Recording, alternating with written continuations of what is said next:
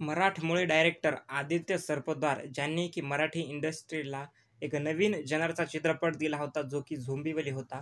तर त्यांचाच एक नवीन बॉलिवूड चित्रपट मुंजा हा चित्रपट जो आहे लवकरच OTT प्लॅटफॉर्मवरती जे आहे ते रिलीज होणार आहे. मुंजा हा मूव्ही जो आहे या मूव्हीला प्रेक्षकांकडून अतिशय सुपर डुपर हिट रिस्पॉन्स जे आहे ते भेटला होता. खूपच कमी बजेटमध्ये तयार झालेला हा चित्रपट होता. 25 ते 30 कोटी रुपये फक्त खर्च या मूव्हीला लावला होता. आणि जवळपास 100 कोटींच्या पुढे या मूव्हीने जे आहे गल्ला जमवलेला आहे.